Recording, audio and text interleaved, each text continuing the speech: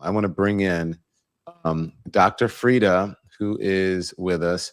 Dr. Frita joined us the other day to discuss the president's possible health issues or what the diagnosis would be. She's a triple board certified medical doctor with certifications in nephrology, hypertension, and diabetes. She's also the host of the Dr. Frita YouTube channel. Doctor, thanks for joining us once again. How are you?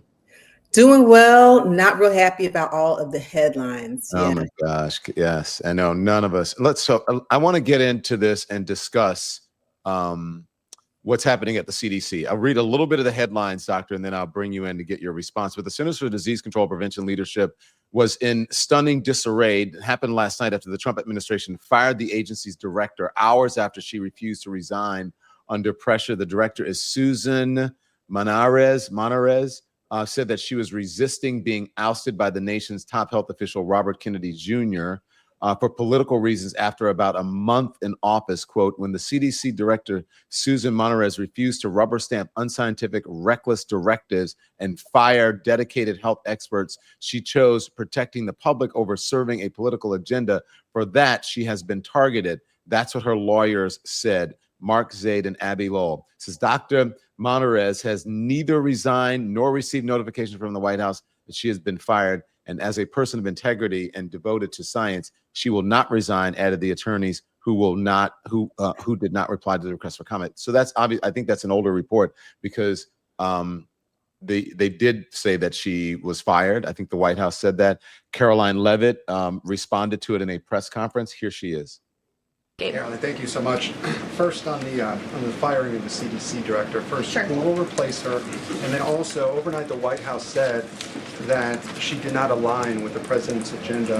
Dr. Monarez's attorneys say that she refused to rubber stamp unscientific, reckless directives and fire dedicated health experts. What specifically did she do wrong? Look, what I will say about this individual is that her lawyer's statement made it abundantly clear themselves that she was not aligned with the president's mission to make America healthy again. And the secretary asked her to resign. She said she would, and then she said she wouldn't, so the president fired her, which he has every right to do.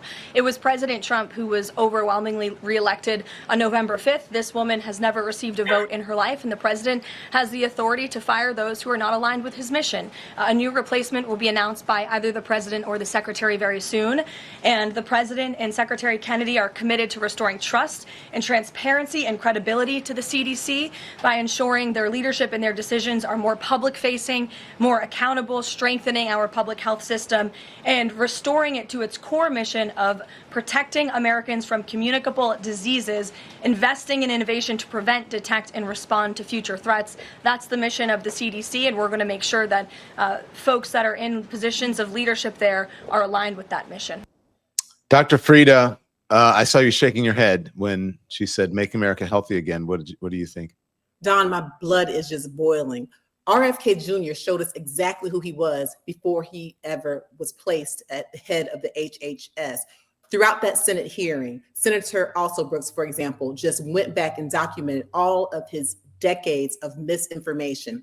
And I can't believe that she's able to sit up there and say that he's trying to decrease communicable diseases. Let's talk about one of the most deadly diseases, measles. We thought that we eradicated measles back in 2000. Why? Because of the effectiveness of the vaccines. RFK Jr. has been out with misinformation actively, as well as before being placed into his position. And now we've had the highest number of cases of measles in over 30 years. And where? Largely in West Texas, where they're touting their Make Texas Healthy Again. We've had deaths, at least 2 deaths from elementary age children who were unvaccinated in Texas. He is doing the opposite of decreasing communicable diseases. RFK Jr. is not a doctor. He's not a nurse. He's not a physician's assistant. He in no way has the authority to be in that position. And now that we are losing scientists, and he's already trying to defund or restrict COVID-19 vaccines, among others, he's putting out misinformation about autism. It feels like a dystopian novel. I just can't believe that as a person who was trained in evidence-based medicine, that we're all sitting around. And for the people who are sitting back complicit in Washington, including those who voted RFK Jr. in, they will have to pay either just with their conscience. I just don't know how this is happening. I'm mad, Don. Yeah, well, I'm glad you're here because I think a lot of folks are frustrated. This all sparked a near immediate leadership exodus from the CDC, institutional knowledge, brain drain.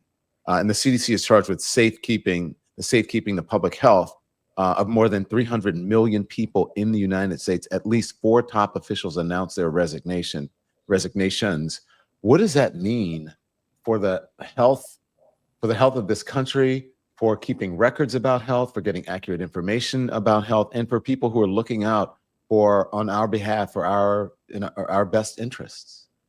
It means that we are unprotected as far as health. I fully understand the people who resigned, okay? And I certainly support Susan Monterez for saying that she wasn't going to resign. She was going to wait until they had to just officially fire her. But now that we have lost so much brain power, so many people who study the evidence, study immunization, study infectious disease, we know that very likely they're going to be replaced by yes men and women, people who will sit up, who will lie with impunity. And what this is going to do, it's going to affect our vaccines. It's going to affect the proper studying of diseases. It's going to have misinformation. And ultimately, it's going to cause us to lose lives in the United States. This is very serious. Do you believe that RFK Jr. is the most dangerous member of the Trump cabinet? From my perspective, as a physician who is evidence-based, as someone who's board certified in nephrology, internal medicine, obesity medicine, I have watched him and listened to him share his misinformation. And yes, he's the most dangerous, because not only is it just the things that we see on surface, like the measles vaccine, he's put out information saying that Black people should receive less vaccines than white people. And when he sat up there and tried to quote the study, he quoted Dr. Poland. Oh, I'm very familiar with Dr. Poland. He outright lied. What do you do when someone who's at the leadership lies? And then he's also tried to put a block on COVID-19 vaccines, and that was back in 2021. He's also talked about, he shares misinformation about obesity medications. He said that those GLP-1 agonists were being used first line in people who were 6 years of age. It's absolutely untrue. And you know, oftentimes when someone has an argument, it's like a different perspective or a different opinion or a different view. With him, outright lies. The thing is, his lies are affecting the health of people. So he does say certain things that are kind of largely common sense. Oh, we need to increase our nutrition. Okay, yes, we do. But we also need to cut back on the misinformation that's oftentimes race-based, but even larger than that, that's going to kill all of us. And again, I look at him and he's someone who is just so far off base that I don't even think that he's based in reality. You've probably seen his sister on different interviews saying, she's like, I love my brother. He shouldn't be there. I'm really looking at the people who have been elected to make decisions, the ones who actually voted him in. They knew better. They knew better. But here we are. And just because they are scared of, what's going to happen to them politically, they're now putting everyone's lives at risk. I can only imagine the people who are going to replace those in the CDC. I highly doubt these will be people who respect evidence. I want to ask you of something about what Sam Stein said. Sam Stein, one of our friends over at the Bulwark podcast. I don't know if have you seen the Bulwark? I've seen them come on your show. Some folks yes. like Miller. Well, they reported today that in the next month or two, RFK Jr. will formally declare that vaccines cause autism. And let's see, vaccines cause autism and should be banned. What's your reaction to that? If that reporting is indeed true. Okay. RFK Jr. has quoted this one study from 1998 that was published in The Lancet that declared that the MMR vaccine specifically was associated with autism. That study had 12 children. Ultimately, of all of the authors, everyone came back and they admitted that there was fraud, that there was misinformation, and all except for one person who was actually found to have fraud. And so that's 1998. The Lancet actually withdrew that study and said, you know what, we have no evidence. Since then, hundreds of thousands of children have been studied on multiple continents, and there has been no cause and effect of vaccines and autism. It's absolutely untrue. And so if he declares that vaccines cause autism, then what's going to happen? We'll have decreased vaccines. And so let's take a look at life. We often wonder why some people who are very anti-vax, why aren't they afraid of a world without vaccines? The same reason people aren't afraid of the boogeyman. They haven't seen the effects. They haven't seen the diseases.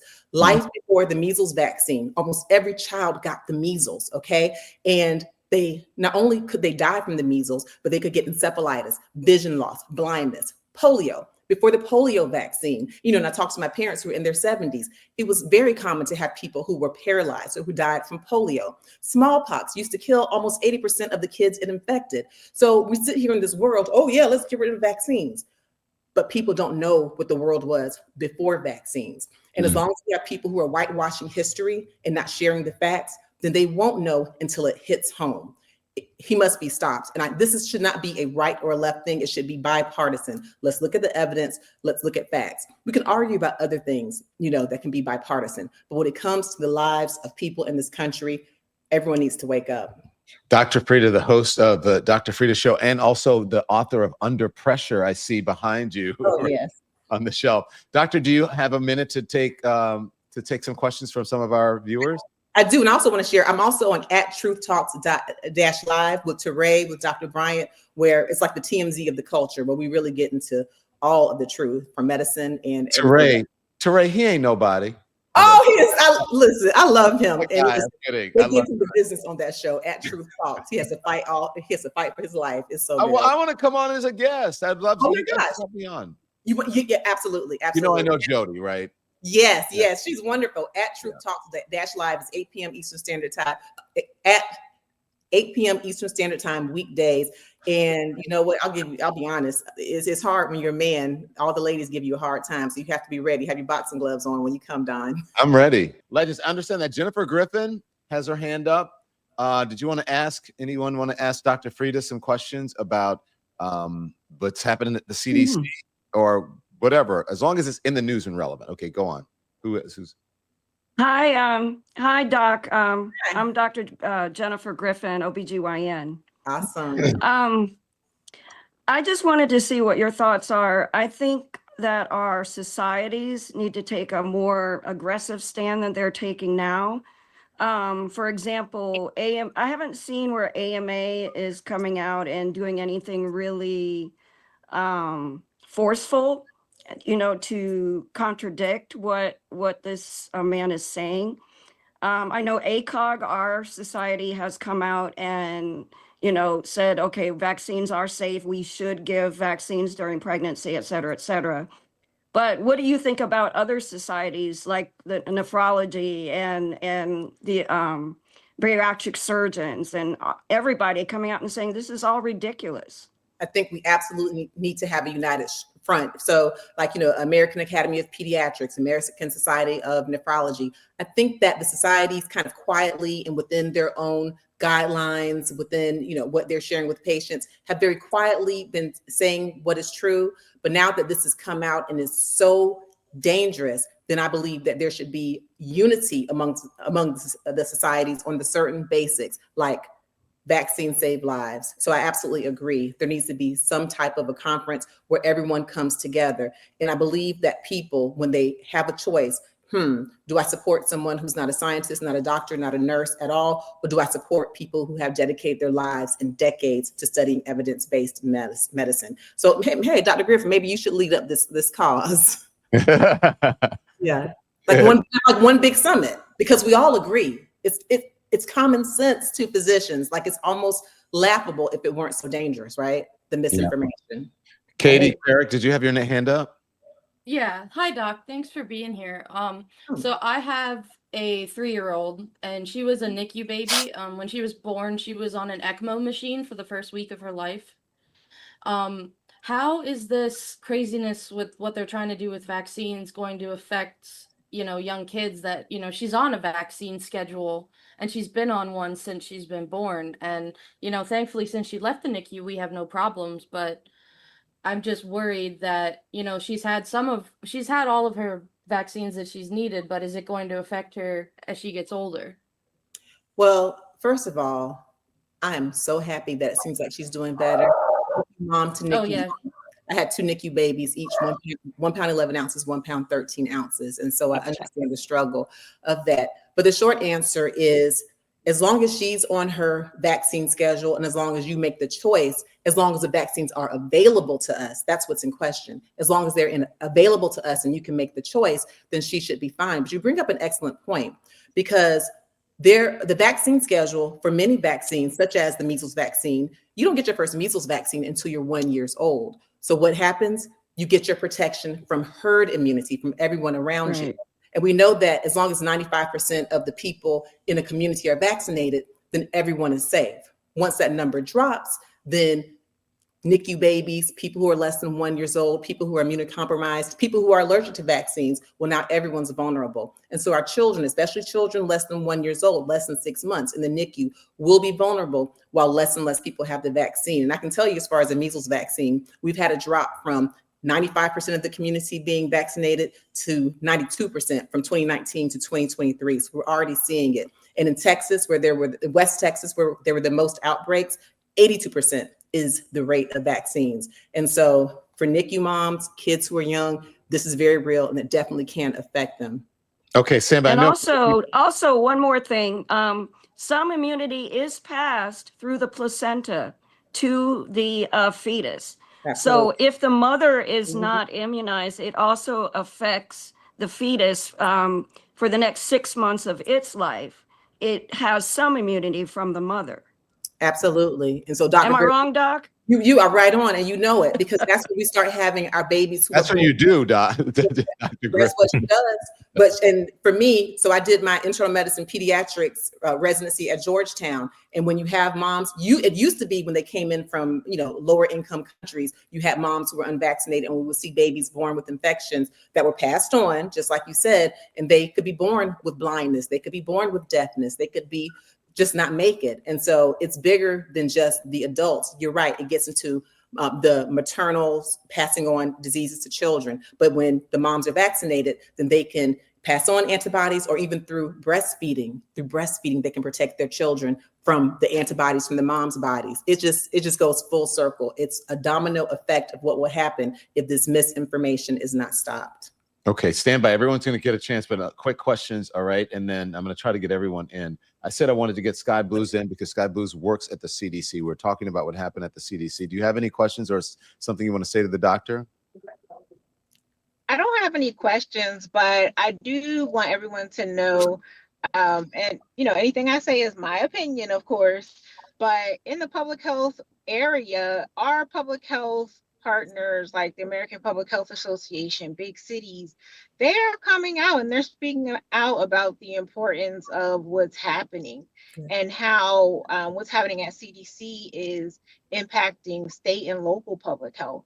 What people don't realize is that the majority of the funds that we get go directly out the door to state and local programs that support things that people do every day, including we're talking about vaccines. Like that's why kids can get vaccines for free, because we pay for those programs. And everything has been extremely difficult over the past few months, and even so, more so this week, yesterday. But yes, I'm scared, and I've worked there over 22 years, and for us, at least for me, public health has never been a partisan issue. It's not red or blue, it's about everyone in the public sphere, regardless of your walk of life. And it seems as though these folks have no idea that putting us at risk and creating distrust in one of the most trusted organizations in the world will literally kill us and them. So I'm not sure what's going to happen. I'm just hoping that I will be able to get through this because, as you know, a lot of my colleagues have not. Right. And some of those very important programs that we're talking about, like gun violence, those folks are no longer working. And so we can't do that work anymore. And so I think it's really important that people in the public understand that what we do is for you, it's for me. There's no discrimination as it relates to the things that we do. There's no ideology. And it's not CDC. No, and it's not about infectious disease, chronic disease. A lot has happened which has broadened the scope of the agency. However, it's because of time. Back in the day, it was about hand washing, but now it's about nutrition. It's about healthy living. And people don't understand. Yes, people are living longer with higher qualities of life because of the research that my colleagues have done over the years. Yes. Okay. Very good points. Andrea Pinkney. I'm sorry, was that the one who just cussed Hannity out? No, that was May Money. Andrea Flip Pinkney. that. Hello, Don. Hi, I'm happy Andrea. to How be are here. you? I'm glad I can. I'm good today. I was just wondering, I have a simple question. Should we even be taking the flu shot? You know, I'm of a certain age and I took all of the, the pandemic shots. You know, I took all of those shots and now, but I'm scared to take a flu shot. Let me answer that from the recommendations of the CDC, at least as the CDC stood before Wednesday. It is recommended that everyone 6 months age and older who is not allergic take the flu shot, and this is why. I think that we use the word flu so much that it almost seems like we're talking about a cold, something a little bit worse than a cold. But the flu is something that is very contagious. You can go into an elevator and be by yourself, but if someone had the flu and they were there before you, it can still be floating around and it can cause infection. Yeah, it can be on the elevator buttons, on doorknobs. It can live on surfaces. Here's the thing about the flu. It doesn't just cause the sniffles and fever, although most people with a pretty good immune system will get over it on their own. But the flu can also cause pneumonia. Okay, the flu can cause severe illness. And I have seen patients actually pass away from the flu. And you might recall some of the more serious ones we've had, like H1N1, things of that type. So I absolutely recommend that you get the flu shot. Consult with your doctor always, but it is still a recommendation. And the benefits of the flu shot far, far, far outweigh the risks. Consult with your doctor. Yeah. Monique? Thanks. Monique? I have a question. Yes. Hi, I have a Monique. question. How are you? Hi, Don. I'm good. I'm good. Thank you for having us today. I have a little aside too. My dog loves Ollie. He wouldn't eat anything except if I cooked it for him, but Ollie, he's gobbling it down. So thank you. Oh, yeah. Hey, Anyway. yay. There's an Ollie. There's an Ollie live. Yes. I have my son is going to be 35 next month. He is nonverbal autistic. He was diagnosed when he was 18 months old. And for a while, I was so desperate for anything that might improve his quality of life that for a while I stopped vaccinating him because I heard the MMR, shot misinformation. And it just so happened that he was diagnosed shortly after he received the MMR vaccination. I did my own research and things like that and came to my senses. But I asked in the beginning of all of this, when RFK was talking about putting autistic people on registries and things like that, it scared me to death. And my husband and I immediately started working on an exit plan because we just didn't want our son exposed to that kind of danger. And I was just wondering, as a medical professional, what exactly would that mean to put people on registries? I mean, what would be the purpose of that? The purpose would be to ostracize them and for them to have an almost subhuman classification. If you listen to him, he talked about autistic children. He said, that they'll never, and I'm paraphrasing, but like they'll never be able to hold a job. They'll never be able to can't take care of themselves. They can't. He listed all of this misinformation about autism, letting you know that he doesn't understand just how there's a great spectrum among autism children. You have ones who go to work, ones who are in relationships. They definitely can take care of themselves, bathe themselves. There's different points of the spectrum. Holly Robinson Peete said everything I needed her to say. She read him down to the ground because he doesn't understand autistic children. He does not humanize them. But to put them on a registry, we've seen different, if you just look at history, we've seen what happens when you put an entire group together and you ostracize them. I'm telling you, we're headed backwards if we start doing that. He doesn't understand, perhaps because he's not a doctor, but we just can't let this happen. But it's going to require